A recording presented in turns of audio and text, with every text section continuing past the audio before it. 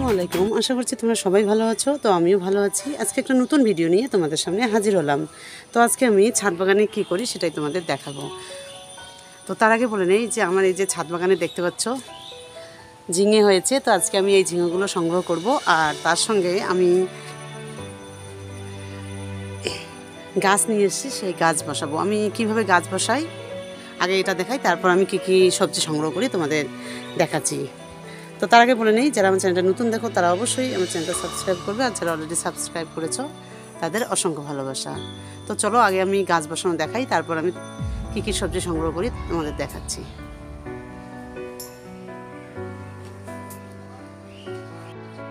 তো এই যে আমি নার্সারি থেকে নিয়ে এসেছি কুলের গাছ। তো এই যে কুলের গাছ, তো আমাদের এদিকে বড়াইও বলে, কুলো বলে। তোমাদের এদিকে কী বলে তুমি অবশ্যই আমাকে কমেন্ট করে জানাবে। আর এই যে বড়াই গাছটা দেখতে পাচ্ছ, এটা আমি দুদিন হলো নিয়ে আসা। তো আমি দেইনি, কালকে খুব রোদে ছিল, তার জন্য গাছটা একটু ঝিমিয়ে গেছে, কিন্তু এই যে ভালোই আছে গাছটা।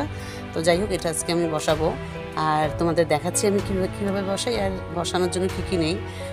তো যাই হোক, আমি এটা বসাবো, মানে এই কুলের গাছটা বসাবো এবার। তো তোমাদের দেখাচ্ছি। তো তার আগে আমি তোমাদের বলি যে এই কুল বা বড়াই গাছটা তোমাদের ওখানে কী বলে তুমি অবশ্যই আমাকে কমেন্ট করে জানাবে। তো চলো, তার জন্য আমি নিয়েছি, দেখতে পাচ্ছ একটা ফলের ক্যারট। তো ফলের ক্যারটে অলরেডি এখানে গোবর সার আর মাটি দিয়েছি। তো এই যে দেখতে পাচ্ছ গোবর সার মাটি নিয়েছি। তো এখানে আমি কিছু মেশাবো হলো কোকোপিট, আর এখানে কিছু মাটি মেশাবো, কারণ গাছ যখন বসাবো তখন একটু মাটি বেশি লাগে। আর সবজির ক্ষেত্রে তোমরা সবজির খোসা, মানে সবজি যখন তোমাদের ছাদ বাগানে বসাবে তো সেক্ষেত্রে মাটিটা একদম কম লাগে, মানে হালকা ওয়েটে সবজি বসানো যায়, কিন্তু সেক্ষেত্রে গাছের ক্ষেত্রে একটু আলাদা, তো একটু মাটিটা লাগবে। তো যাই হোক, এবার আমি এখানে কিছু কোকোপিট দিলাম, আর হলো তার উপরে দিলাম কিছু মাটি। তো এটা এবার ভালো করে মিক্সড করে নেব আমি। তো এটা এবার ভালো মিক্সড করে নিচ্ছি।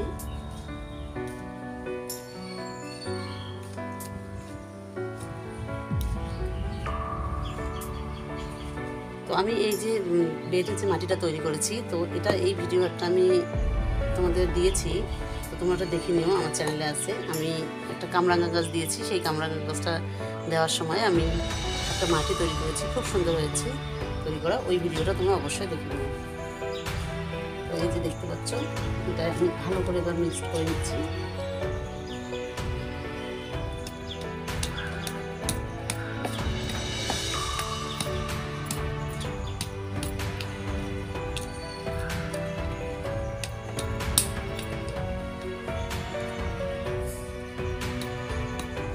তো তোমরা যখন গাছ বসাবে তো সবার নিচে তোমরা বালি দিয়ে দেবে গাছ বসানো, তাহলে পানি নিষ্কাশনটা ভালো হয়। তো যাই হোক, এবার আমি গাছটা বসাবো, তোমাদের দেখাচ্ছি। তো এই যে আমি দেখতে পাচ্ছ মাটিটা একদম তৈরি করে নিয়েছি, আর এখানে একটা গর্ত করে নিয়েছি, এখানে আমি এবার গাছটা বসাবো।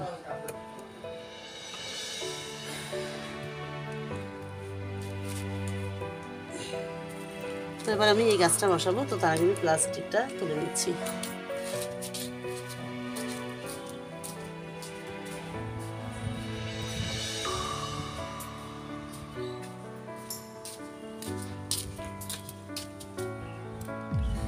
তো এবার আমি প্লাস্টিকটা একটু খুলে নেই।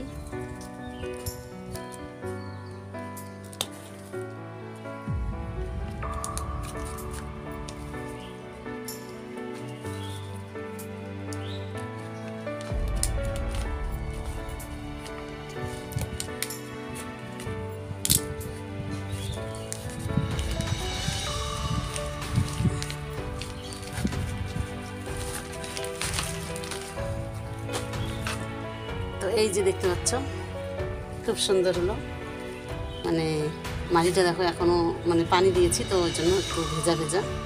তো এটা এবার আমি বসিয়ে দেব।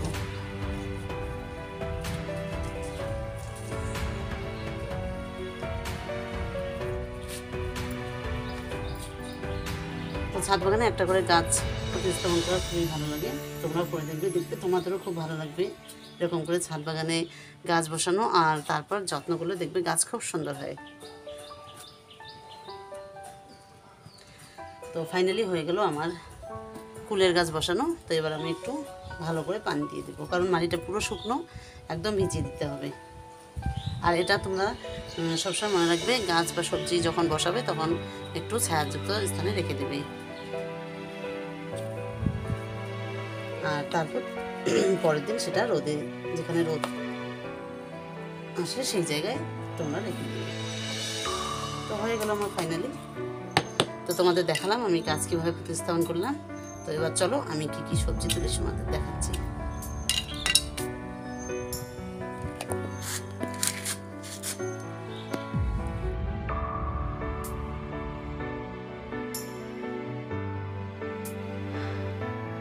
ফাইনালি আমার কুলের গাছটা দেওয়া হয়ে গেল। তো এবার আমি একটু পানি দিচ্ছি, আর পানিটা আমি বেশি করে দিচ্ছি।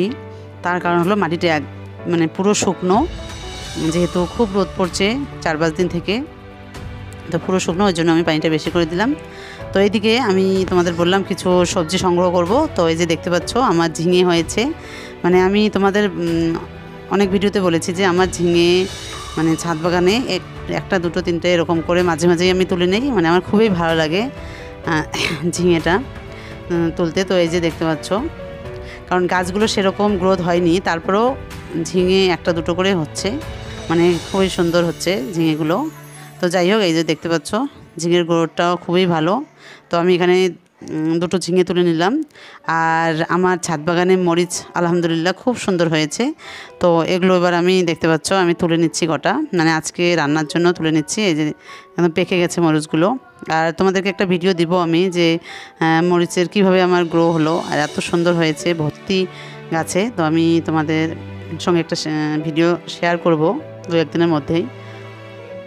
তো যাই হোক, এদিকে আমি কটা মরিচ ছিঁড়ে নিলাম। আর আমার ছাদ বাগানে তোমাদের আরেকটা জিনিস দেখাবো, সেটা হলো করলাটাও খুব সুন্দর হচ্ছে, কিন্তু গাছটা একটু হলুদ হলুদ হয়ে গেছে, তার জন্য কিছু জৈব সার দিতে হবে। তোমাদের দেখাচ্ছি আমি মরিচ করলার মানে কেমন হয়েছে। যে দেখতে পাচ্ছ এখানে করলা অসংখ্য ধরেছে, তার মধ্যে যে দুটো বড় হয়েছে একটু হলুদ হলুদ হয়েছে। তো ভাবলাম আজকে এটা তুলে নিতেই হবে। তো এই যে, আর করলাটাও খুব সুন্দর হয়েছে আমার ছাদ বাগানে, কিন্তু পাতাগুলো একটু হলুদ হলুদ হয়েছে, তার জন্য একটু জৈব সার ব্যবহার করতে হবে। আর আমাদের দেখে অনেক দিন থেকে বর্ষা হলো, 1.5 মাস ধরে, মানে প্রচুর পরিমাণে। তো এখন আবার 4-5 দিন থেকে এত রোদ যে ছাদে আসাই যায় না। আর আমি দুপুরবেলা মানে 10টার দিকে আজকে আসলাম।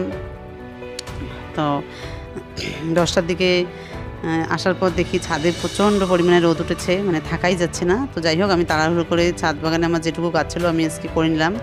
আর এইদিকে দেখো ঢেঁড়স গাছগুলো এত লম্বা হয়েছে, একদম আকাশে উঠে গেছে ঢেঁড়স গাছগুলো, তোমরা দেখতে পাচ্ছ এই যে একদম উপরে। আর আমার ছাদ বাগানের যে ঢেঁড়স গাছগুলো হয়েছে এত বড় হয়েছে, গাছগুলোই অনেক বড় হয়েছে। তো যাই হোক, আমি এদিকে করলা, মরিচ, ঢেঁড়স আর ঝিঙে তুলে নিলাম, এই যে তোমাদের দেখাচ্ছি। মানে আমি একদিন পর পর আমি একটু ভালোই আমার ছোট্ট ছাদ বাগান থেকে মানে ভালোই সবজি সংগ্রহ করি, আমার খুবই ভালো লাগে। তো তোমাদের কেমন লাগলো তোমরা অবশ্যই কমেন্ট করে জানাবে, যে আমার ছাদ বাগানে যে টুকটাক আমি সবজি তুলছি ওটাই আমার ভালো লাগে, আর ওটাই আমার ভালো লাগার জায়গা। তো যাই হোক, আজকে আমি তোমাদের দেখালাম। তো আমার ভিডিওটা কেমন লাগলো তোমরা অবশ্যই আমাকে কমেন্ট করে জানাবে। আর তোমাদের কাছে একটাই রিকোয়েস্ট, অবশ্যই আমার চ্যানেলটা সাবস্ক্রাইব করবে। আর এইদিকে দেখতে পাচ্ছ তো না প্রচণ্ড পরিমাণে রোদ উঠেছে, এই যে 10টা বাজে, মানে থাকাই যাচ্ছে না ছাদ বাগানে। তো আজকে যে